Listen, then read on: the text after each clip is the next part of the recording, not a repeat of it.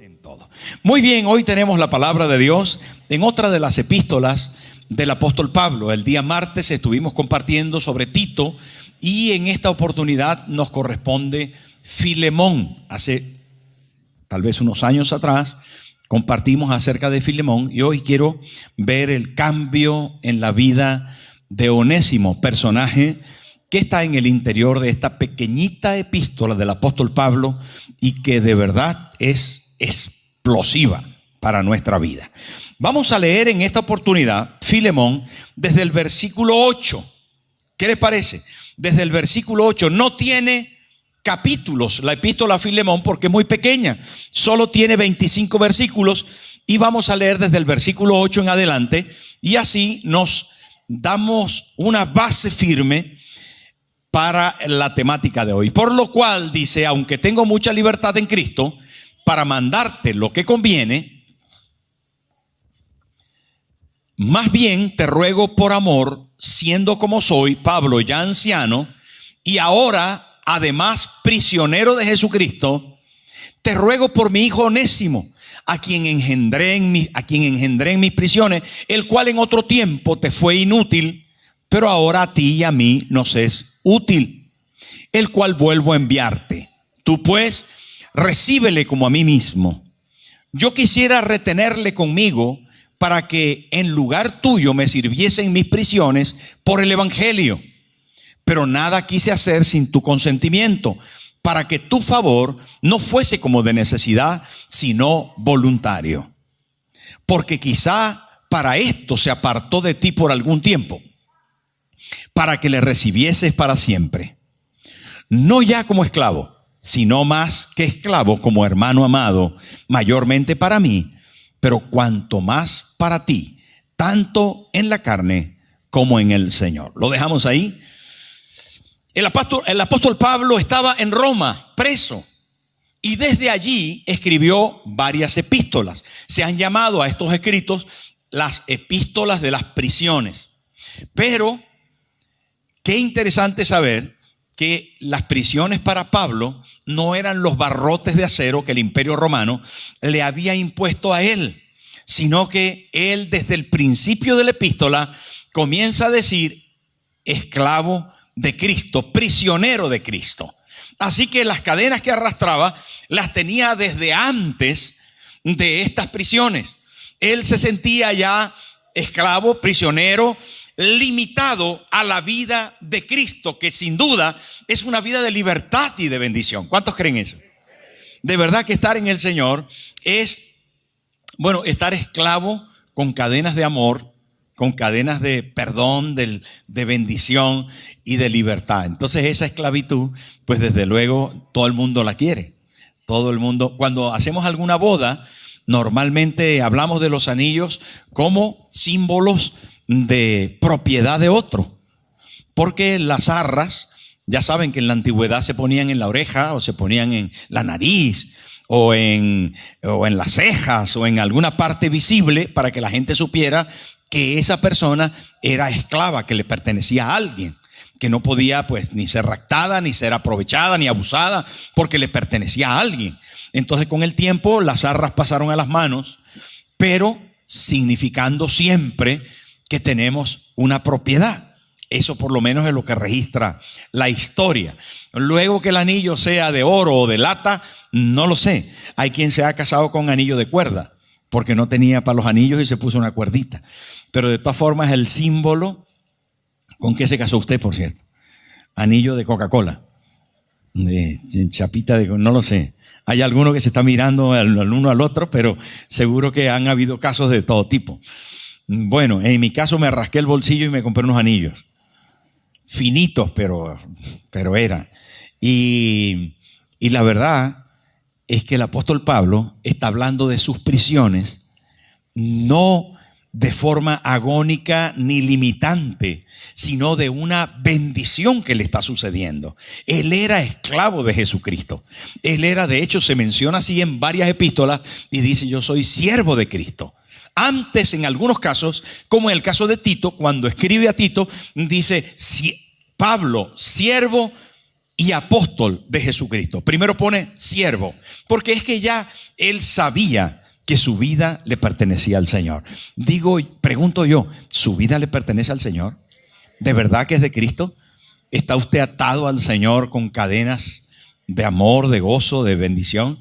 Es bonito esto, y así comienza esta maravillosa, aunque pequeña, corta, epístola, la más pequeña de todas las cartas del apóstol Pablo, pero una historia de perdón, de amor, de compañerismo, de verdadera, que en el original el término es de verdadera koinonía, que quiere decir comunión, relación, compañerismo.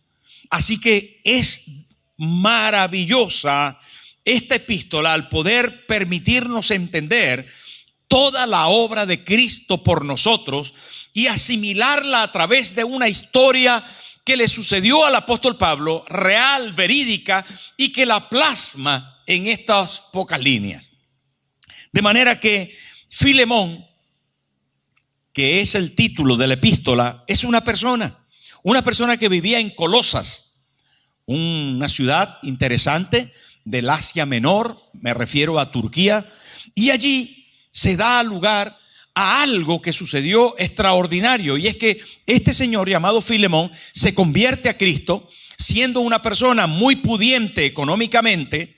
Tiene un hijo llamado Arquipo y una esposa llamada Apia, no Arpia ni Arpía, sino Apia. Lo digo por si acaso se vaya usted a confundir. No todas las esposas son malas.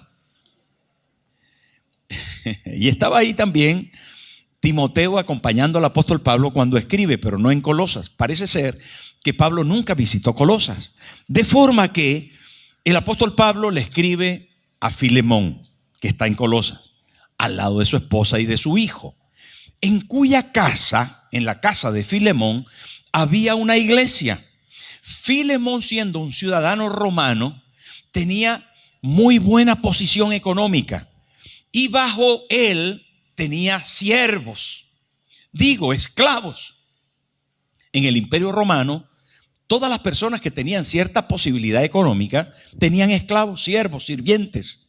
Hoy en día la gente tiene trabajadores y se puede asimilar de una manera un poco más moderna que en el Imperio Romano los esclavos eran trabajadores. De hecho, alguna gente se vendía como esclavo para garantizar un trabajo permanente. De forma que la idea de esclavitud que nosotros tenemos hoy no es la misma que en ese tiempo. Porque un esclavo disfrutaba de ciertos beneficios y no todos los patrones o los dueños de los esclavos les trataban a látigo y cadenas. No, eran sirvientes en casa de amos potentados económicamente, y así ellos se ganaban la vida y vivían con mucha dignidad. Los esclavos antiguos podían ejercer cargos administrativos, podían tener sus propiedades dentro de la propiedad de su amo, y de hecho, repito, que muchos deseaban ser esclavos, garantizando así no solo el sustento suyo, sino de su familia, la estabilidad económica y un servicio permanente que les capacitaba para vivir bien en medio de un mundo convulso, de guerras, de situaciones difíciles que se vivían en aquel entonces. Quiero decir que Filemón tiene esclavos, y uno de esos esclavos se llama Onésimo, que aparece allí en la carta. Doy todo este rodeo histórico para centrarnos en esta preciosa novela divina, en esta realidad tan espectacular que sin duda marca un momento para que la iglesia de todos los tiempos pueda volver a leer y aprender. La historia registra en la epístola que Onésimo, el esclavo, de repente defrauda. Digo que defrauda porque parece que engañó, robó, mintió o algo raro hizo, que se vio en la necesidad de huir de su amo, Filemón, y se fue a Roma. Sí, definitivamente, este esclavo se portó mal. hizo las cosas mal y se convirtió en un fugitivo. En el versículo 10 encontramos, fíjese lo que dice allí en el versículo 10, te ruego por mi hijo Onésimo, a quien engendré mis prisiones, el cual en otro tiempo te fue inútil. ¿Cómo era Onésimo? Inútil. ¿Por qué? Porque había hecho alguna cosa delicada. De hecho, más adelante el apóstol Pablo dice que si en algo te defraudó o te debe, parece que o mintió y robó, o robó y se fue huyendo. El caso es que Onésimo es un fugitivo, esclavo fugitivo, que sale de Colosa y se va a la gran capital del imperio que era Roma. Y allí intenta ocultarse entre la vorágine de la ciudad. Allí en medio de todo lo convulso, el Onésimo, esclavo fugitivo, intenta ganarse la vida y busca la forma de esconderse. Víctor Hugo, el escritor francés, habló acerca de la conciencia como un gigantesco ojo que persigue y que no te deja vivir, que siempre te está mirando. Habló de ese ojo gigantesco que perseguía a Caín y que a pesar de transitar por muchos kilómetros, de ir de un lugar a otro, de levantar muros y tiendas y de todo, no se podía esconder de ese ojo que le perseguía. Y es que huir es un comportamiento típico del pecador de todos los tiempos. La verdad es que Onésimo era un fugitivo y ahora estaba buscando la manera de escapar de su amo. Quizá pensó que huyendo, que yéndose a otro lugar, la conciencia le iba a dejar en paz. Saben que algunos han ido de sus países buscando tranquilidad, pero está dentro el problema. Hay algunos que dicen, me voy a otra ciudad, me voy a otro país, me busco otra mujer, me busco otra familia, hago algo, pero la conciencia está ahí dentro, no solo como un gigantesco ojo, sino como un martillo que golpea tu corazón y te hace saber que el problema está dentro de ti, no fuera de ti. En la Biblia encontramos esto de forma repetitiva. Cuando Jesús se acercó al pozo, estaba allí sentado y vino una mujer samaritana y se encontró con Jesús. ¿Se acuerda usted de la mujer samaritana? Jesús le dijo, ¿dónde está tu marido? Y ella dice, ¿por qué me preguntas por mi marido? Y Jesús le dice, sí, porque 5 maridos has tenido y el que ahora tienes no es tu marido. O sea que la mujer de los muchos maridos se encontró con Jesús preguntándole, ¿será casualidad? No. Es que a esa conciencia culpable el cielo la persigue, no para maltratarla, no para ofuscarla, no para condenarla, sino para perdonarla, para cambiarla, para hacer que las cosas cambien. Queridos hermanos, Dios buscó al ser humano de todos los tiempos sencillamente para cambiarlo, para ayudarlo, para darle paz y libertad. Mire, también David confesó que era imposible huir de Dios y dijo, ¿a dónde me esconderé de tu presencia? Jeremías dijo, ¿se ocultará alguno, dice Jehová, en escondrijos que yo no vea? ¿Qué dijo Jonás? Dijo, voy a subirme en un barco para ir a Tarsis y huir de la presencia de Jehová. Pero allá lo encontró Dios. Y allá lo encontró el gran pez. Y allá lo encontró la tormenta. Es que no podemos, hermano. Y Jonás se levantó para huir de la presencia de Dios. Nada va a calmar tu conciencia. Nada va a quitar tu pecado y tu falta. Aunque huyas, tendrás que enfrentarte a la realidad de la conciencia que Dios puso dentro de ti, señalándote. Quiero añadir que la conciencia es muy usada para no solamente condenarte, sino también para hacerte saber que necesitas una solución. Pero algunas veces no solo la conciencia, sino la culpabilidad es usada por el infierno para no dejarte desarrollar, para no dejarte alcanzar los logros y los propósitos que Dios puso para ti. ¿Saben? La culpabilidad es algo que domina la conciencia y que ofusca al ser humano de tal forma que no puede alcanzar ningún objetivo. Porque estás atado ahí a tu pecado, a tu conciencia culpable. Y el infierno te dice, mira otra vez. Y ahí está. Y otra vez. Y esa es tu debilidad. Y esa es tu falla. Y hay quien escuchándole, de repente no solamente lo tiene en su vocabulario, sino que lo tiene en una práctica permanente de que no puede lograrlo porque no es capaz de superar su debilidad. Pero quiero decirte que en el Señor Jesucristo hay perdón y tranquilidad para tu conciencia. Que Dios puede cambiar esa circunstancia y que Él lo quiere hacer para que día tras día no estés diciendo, ay, que es que no puedo, que no tal, que es que yo fallo, es que yo fallo, es que yo fallo, es que yo fallo. Es triste escuchar eso. Dios quiere darte libertad, ¿lo crees o no? Dios quiere darte libertad completa. Él vino para salvar al que estaba perdido y librarnos de toda maldad. La palabra de Dios dice, bienaventurado el hombre que ha sido perdonado y cubierto su pecado. Necesitamos comprender, hermanos, que algo tiene que pasar en nosotros para ver cambios trascendentes. Y Onésimo, huyendo de su amo en Roma, ¿saben con quién se encuentra? Con Pablo. Qué bonito pensar esto. Que Dios tiene un diseño para ti, para que esta mañana estuvieras aquí y decirte, yo voy a perdonarte. El Señor Jesús está aquí. El Señor Jesús ha decidido librarte de tu conciencia culpable. Y allá Onésimo, corriendo desde Colosas hasta Roma, se encuentra en Roma con Pablo. ¡Qué puntería! Y Pablo le predica a Cristo.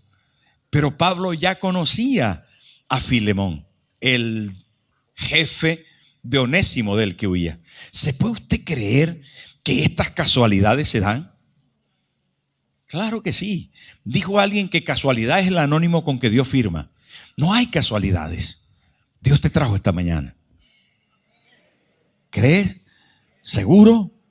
Estás aquí para escuchar que Dios no solo te trajo, sino que te trajo para escuchar, para que escucharas la palabra, para que salieras con la conciencia perdonada, limpia, y que pudieras estar en esta mañana para restaurar tu relación con Cristo, tu relación con Dios, para que pudieras entender de que hoy comienza una nueva página en blanco en la que puedas escribir y decir, Señor, hoy he sido perdonado y quiero comenzar a vivir mi nueva vida.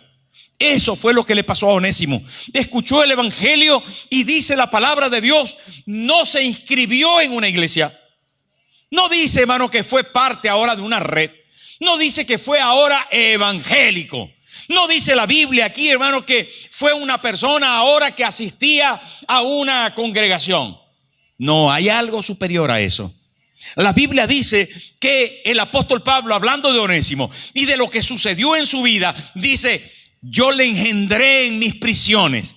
Es hermano, es una nueva persona. Se ha producido en él un nuevo nacimiento. ¿Se acuerda lo que Jesús le dijo a Nicodemo, un maestro de Israel? Le dijo, te es necesario nacer de nuevo. Y cuando se habla de la conversión, de la recepción de la predicación del evangelio en la vida de Onésimo, se habla de un nuevo nacimiento. De un nacimiento por el Espíritu, de una transformación interior, de un perdón profundo, de un cambio adentro. Diga conmigo, yo necesito un cambio adentro. Esto es importantísimo. Y es importantísimo no solamente que se produzca, sino que se desarrolle. Hermano, no tenemos el título evangélico. Y como soy evangélico, ya soy salvo. Y como voy a la iglesia Nueva Vida, por ir a la iglesia Nueva Vida, ya yo soy salvo. No, usted es salvo porque tiene a Cristo en su corazón. Hace bien viniendo a la iglesia Nueva Vida. Pero no es salvo por eso.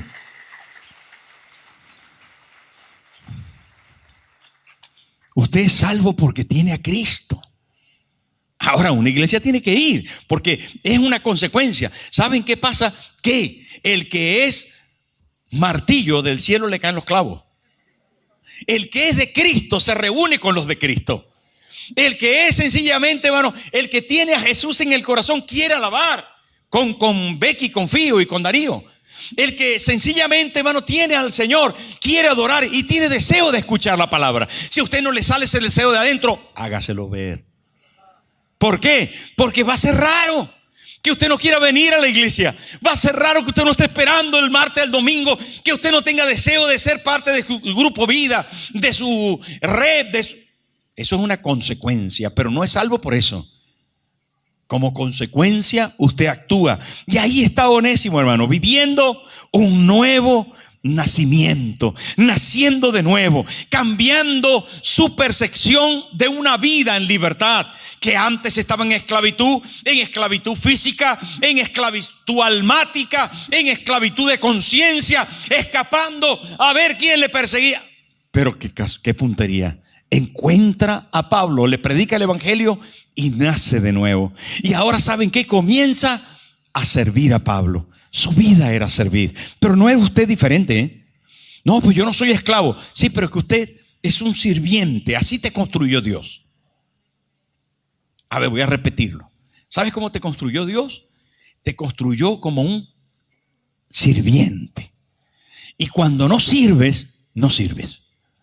Y cuando no sirves, no te desarrollas. No, sencillamente, escúcheme bien. Cuando usted no sirve, no logra satisfacer su interior. Mire, sea porque usted desarrolla su profesión para ayudar a otros, porque su trabajo le apasiona y bendice con su trabajo a otros, porque en el camino del Señor, en su vida cristiana, usted amando y ayudando a otros, recibe de vuelta la satisfacción, la realización.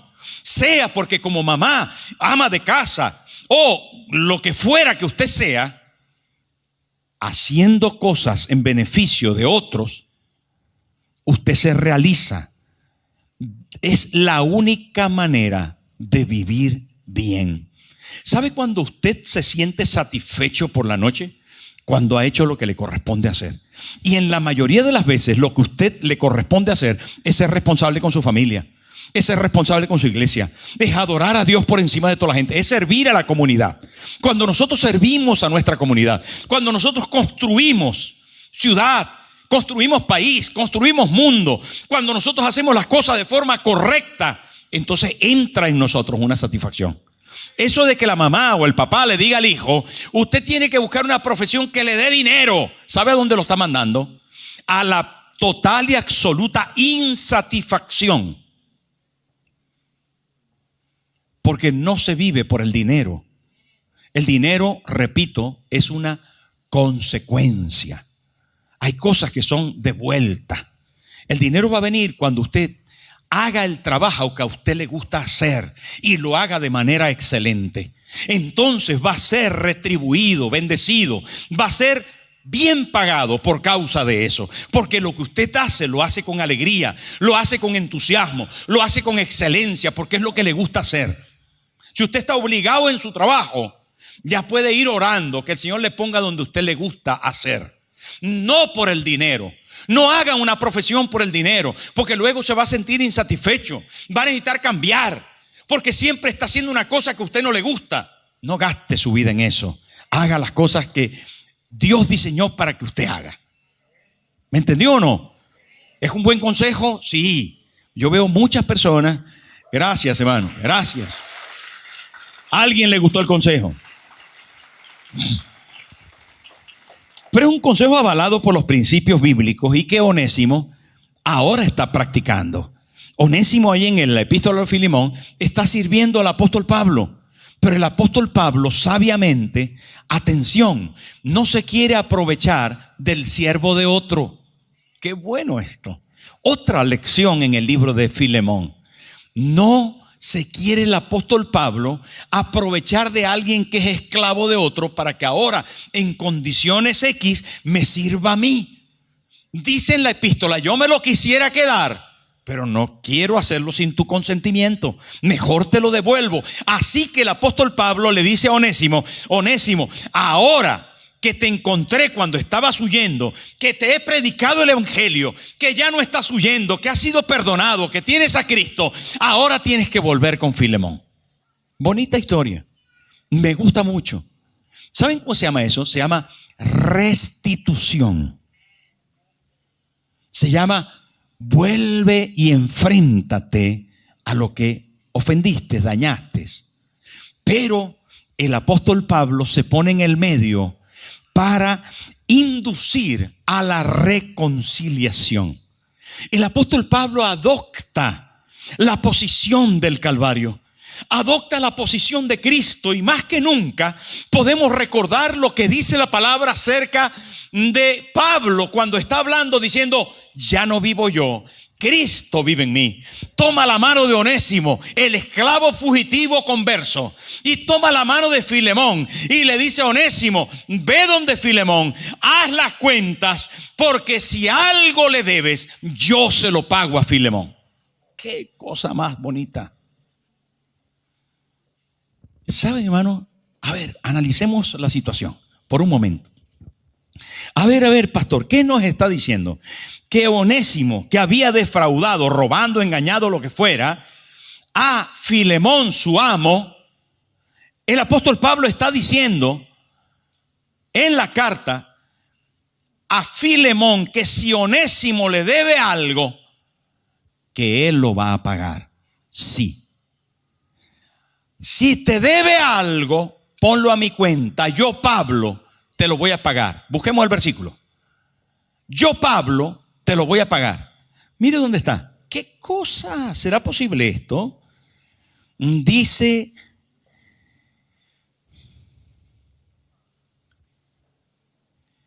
versículo 19. Yo, Pablo, lo escribo de mi mano, yo lo pagaré, por no decirte que aún tú mismo te me debes también. Queridos hermanos, Jesús en la cruz del Calvario pagó el precio por nuestro pecado para abrir una entrada directa al Padre. La justificación se produce cuando nosotros teniendo una deuda para con Dios por causa de nuestro pecado, habiendo roto los mandamientos, habiendo violentado las ordenanzas, quebrando todos los principios bíblicos por la mentira, la falsedad, el robo y el horror de una vida absolutamente desviada, nos damos a la tarea de decir: Dios, yo necesito que tú me ayudes, que me recibas como a tu hijo. Pero hay un problema para eso, y es que Dios dice: tú has pecado y necesitamos un abogado para con el Padre. Necesitamos un mediador, y ese mediador es Cristo, que dice: yo he pagado el precio de su pecado. Mis manos fueron traspasadas, mis pies fueron horadados, mi costado fue traspasado para pagar el precio del pecado de este. Y saben, por eso tenemos acceso a la presencia de Dios. Por eso podemos ser perdonados. Por eso dice la Biblia que la sangre de Jesucristo nos limpia de todo pecado. Nuestro pecado ha sido puesto sobre él. Cuando hablamos acerca de esto, hermano, estamos hablando de la profundidad de la realidad del perdón. Una de las ilustraciones más bonitas en el Antiguo Testamento aparece en Levítico. Cuando los sacerdotes pecaban, Dios había dicho que hicieran un acto muy interesante. Traían un macho cabrío. Un macho cabrío es una especie de cabra montés, de cabra salvaje. Capturaban una cabra, la traían al campamento, y el sacerdote cogía la cabra y ponía las manos sobre la cabeza de la cabra. Declaraba sobre la cabra que se ponían todos los pecados de los que habían cometido pecados sobre la cabra. cogía la cabra y la llevaba un poco fuera del campamento y la soltaba en el desierto. Cuando le quitaba la mano de encima al sacerdote, la cabra salía huyendo, corriendo hacia el monte. ¿Usted se ha escuchado ese dicho de que dice que la cabra tira para el monte? Pues por ahí va la cosa. Salía corriendo y ¿saben qué? La cabra espantada se perdía y casi nunca más regresaba al campamento por miedo. Ese acto que se hacía en el libro de Levítico implica lo que se hace en el acto de la sustitución, se llama en teología, y es que nuestros pecados fueron descargados sobre Cristo. Hermanos, ¿saben qué? No hay otro nombre bajo del cielo en que podamos ser salvos, solamente Cristo. En la cruz del Calvario, Él llevó nuestro pecado, Él sufrió nuestros dolores, por sus llagas fuimos nosotros curados.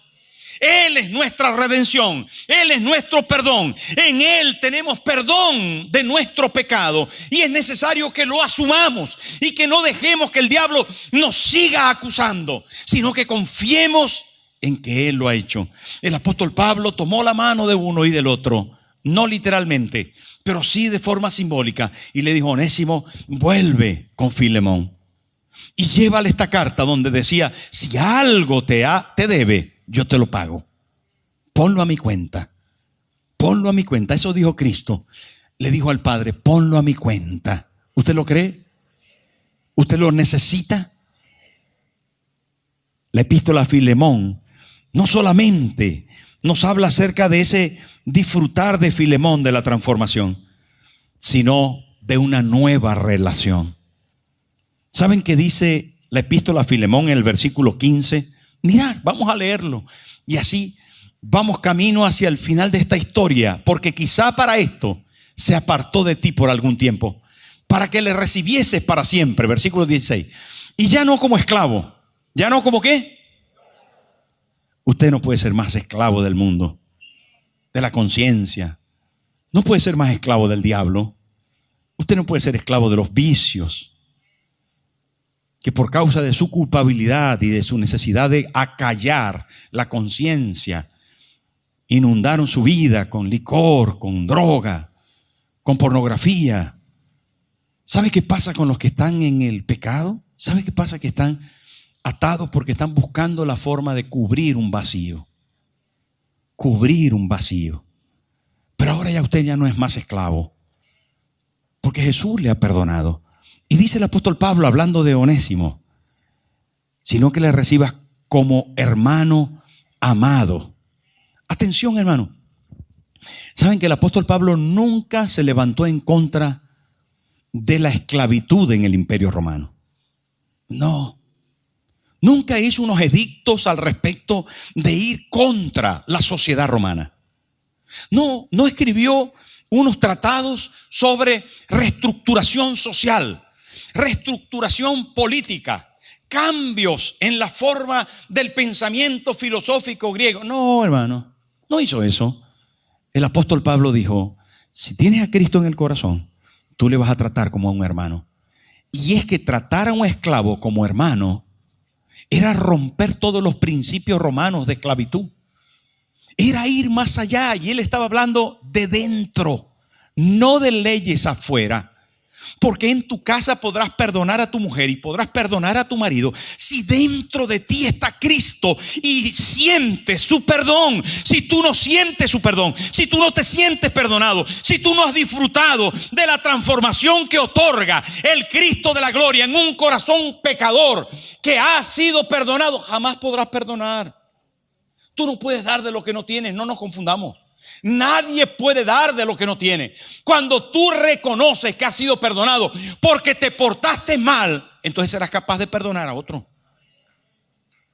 Hermano, esto es tan importante que es base de la vida cristiana.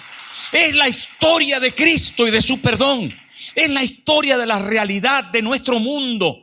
Y saben, en las relaciones sociales, familiares, en las relaciones generales, necesitamos comprender esta verdad y hacerla propia.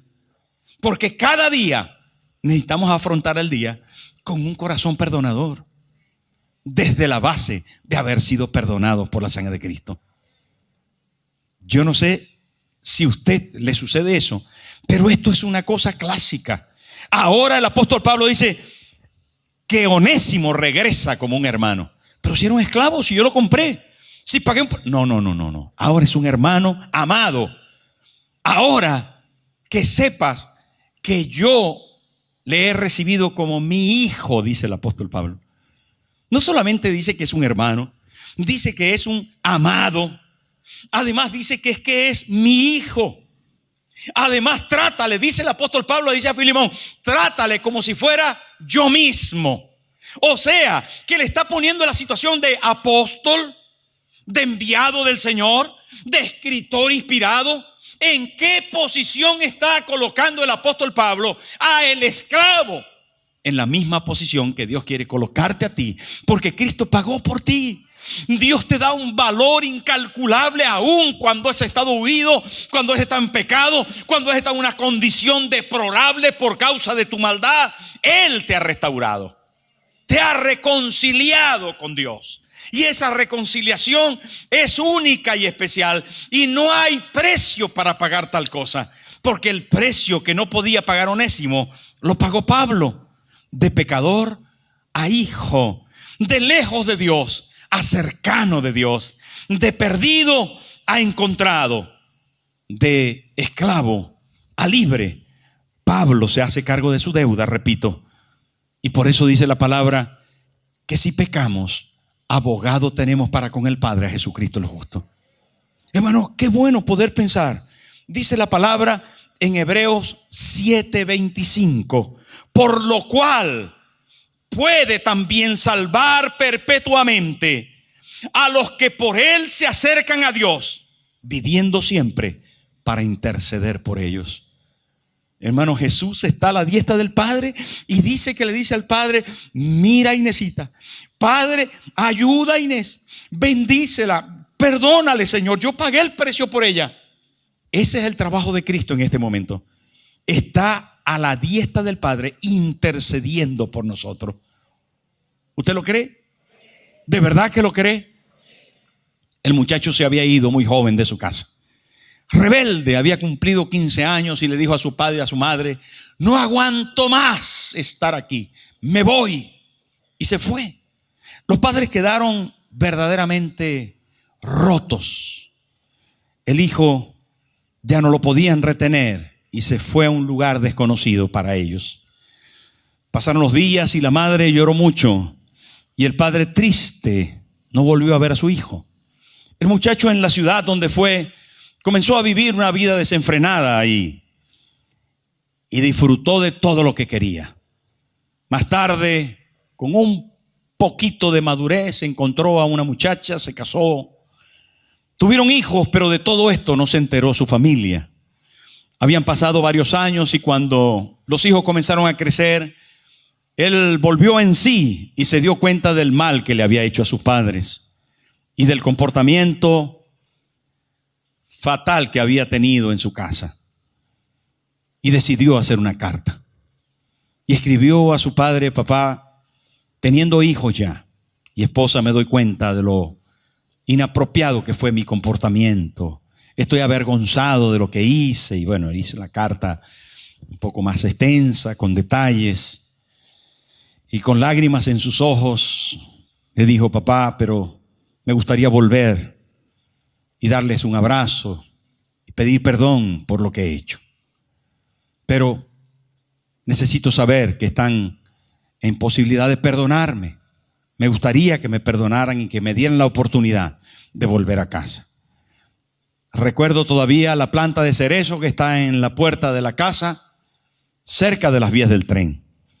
Si ven la posibilidad de perdonarme, el día sábado a las 4 de la tarde, en el tren que pasa frente a la casa en las vías, voy a pasar en el tren de las 4.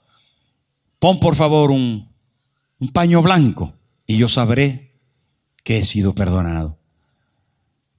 Firmado su hijo. Dijo antes, si por lo que fuera no estáis en capacidad de perdonarme o no queréis hacerlo, yo lo entiendo. Han sido muchos años y mucho sufrimiento que he ocasionado. El hombre envió la carta y estaba esperando el sábado. Y efectivamente se subió en el tren, pero en el tren no podía estarse quieto, iba intranquilo.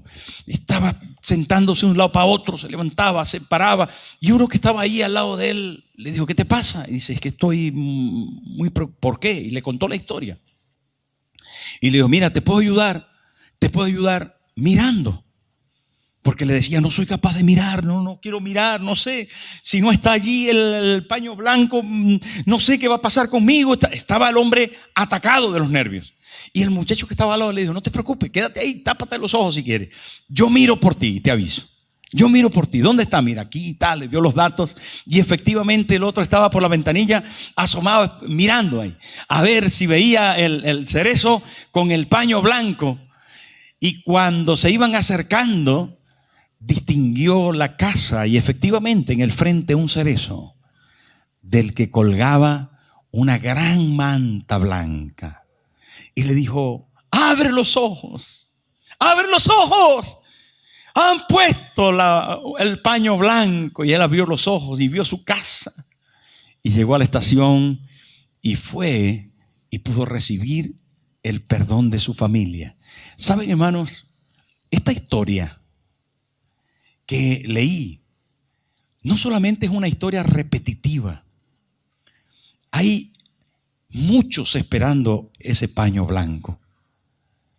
Pero estoy convencido que en el Calvario hay un paño rojo que habla de tu perdón y de tu reconciliación para con Dios, que te va a dar la fuerza y la capacidad de no solamente perdonar, sino también de mover las piezas para recibir perdón. Es cuestión de tu corazón, es cuestión de tu deseo delante de Dios de arreglar las cosas. Hoy más que nunca necesitamos esto en el diario vivir. La Biblia no está escrita para que nosotros podamos alcanzar conocimiento, sino para que alcancemos una buena manera de vivir. ¿Hasta cuándo vamos a odiar? ¿Vamos a criticar? ¿Vamos a malponer? ¿Hasta cuándo vamos a volver a mencionar la falta y el pecado? ¿Hasta cuándo? Si Dios te perdona, estoy convencido que tú podrás perdonar.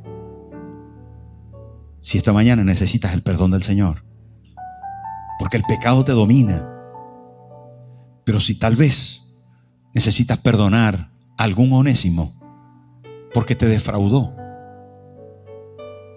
entonces hoy es una magnífica oportunidad para que eso suceda. Póngase en pie, por favor, y cierre sus ojos. Póngase en pie. Cierre sus ojos conmigo. Usted que está por primera vez, no vino por casualidad. Es posible que hoy la palabra te haya recordado tu pecado. Te haya recordado que has estado viviendo alejado de Dios, pero te lo ha recordado para acercarte a Él. Hermano, tal vez tú que le conoces, hoy estás siendo también redarguido de esa falta, de ese error que el diablo utiliza para una y otra vez castigarte, decirte que no vales, que no tienes, que no puedes, que no eres. Pero la palabra de Dios viene para decirte que Cristo lo pagó por ti, que Él quiere darte hoy una hoja en blanco para que comiences a escribir tu nueva historia, la historia del fugitivo perdonado, la historia del esclavo hermano, la historia del fracasado que es hijo ahora. Y quiero que repitas conmigo, con tus ojos cerrados: Padre Celestial, hoy reconozco que mi vida ha vivido al margen de ti y te pido que me perdones. Perdona mis pecados, perdona mi maldad. Hoy, Jesús, te necesito y confieso que la sangre de Jesucristo me limpia de todo pecado, que tu sacrificio en la cruz del Calvario es más que suficiente para quitar mi pecado y limpiarme de toda maldad. Hoy, Jesús, abro mi corazón para que entres a Él y me perdones y te quedes conmigo para siempre. Hoy, Señor, toma mi vida. Prometo amarte y servirte el resto de mi vida. Quédate conmigo. Te necesito. Te necesito. Llévate mi culpa. Quita la carga de mi conciencia. Dame libertad en esta mañana. Gracias. Yo no sé si usted lo está sintiendo, pero yo siento que Dios está aquí. Y está aquí restaurándote. Y está aquí ayudándote. Liberando tu carga. Hoy se abre para ti una nueva oportunidad. Vuelve tu corazón a tu Padre y dile: Señor, perdóname. Perdóname. Vuelve tu corazón a tu Padre Celestial. Él te ama y te escogió. Él diseñó este plan de paz y de salvación para ti.